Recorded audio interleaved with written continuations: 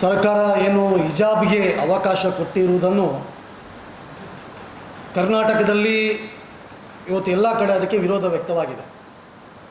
ವಿಶ್ವ ಹಿಂದೂ ಪರಿಷತ್ ಕೂಡ ನಾವು ಭಾಳ ಕಟುವಾಗಿ ಅದನ್ನು ವಿರೋಧಿಸ್ತೀವಿ ಮತ್ತು ವಿರೋಧನೂ ಮಾಡ್ತೀವಿ. ಶಾಲಾ ಕಾಲೇಜುಗಳಲ್ಲಿ ಒಂದು ಪಾವಿತ್ರ್ಯತೆಯನ್ನು ಕಾಪಾಡುವಂತಹ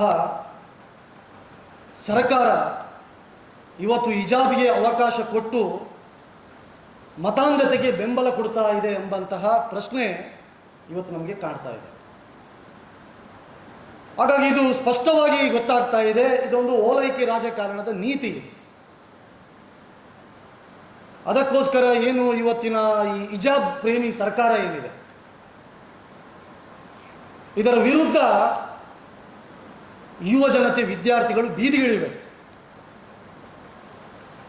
ನೀವು ಮಾಡ್ತಿರುವುದು ಸರಿಯಲ್ಲ, ನಾವು ಇದಕ್ಕೆ ವಿರೋಧವನ್ನು ವ್ಯಕ್ತಪಡಿಸ್ತೀವಿ ಎಂಬುದನ್ನು ಇವತ್ತು ಯುವ ಜನತೆ ಸ್ಪಷ್ಟವಾಗಿ ಇದನ್ನು ವಿರೋಧಿಸಿ ಅವರ ವಿರುದ್ಧ ಪ್ರತಿಭಟನೆಯನ್ನು ಮಾಡಬೇಕು.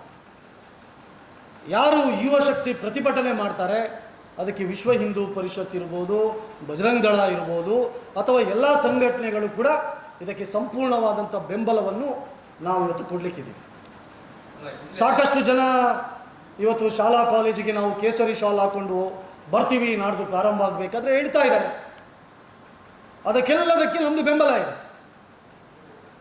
ಇನ್ನು ತಮಗೆಲ್ಲರಿಗೆ ಗೊತ್ತಿರ್ಬೋದು, ಕರ್ನಾಟಕದ ಬೇರೆ ಎಲ್ಲ ಕಡೆ ಈ ವಿವಾದ ಆದಂಥ ಸಂದರ್ಭದಲ್ಲಿ ದಕ್ಷಿಣ ಕನ್ನಡ ಜಿಲ್ಲೆಯಲ್ಲಿ ಆ ರೀತಿಯ ಯಾವುದು ಘಟನೆ ಆಗಿರಲಿಲ್ಲ ಅವತ್ತಿನ ಸಂದರ್ಭ.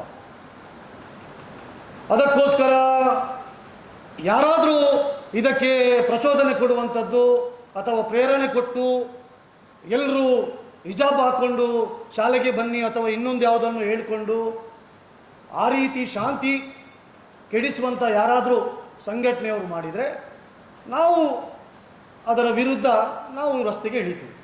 ಅದಕ್ಕೇನು ಮಾಡಬೇಕು ನಾವು ಅದನ್ನು ಯೋಚನೆ ಅವತ್ತಿನ ದಿವಸ ನಾವು ಮಾಡಲಿಕ್ಕಿದ್ದೀವಿ.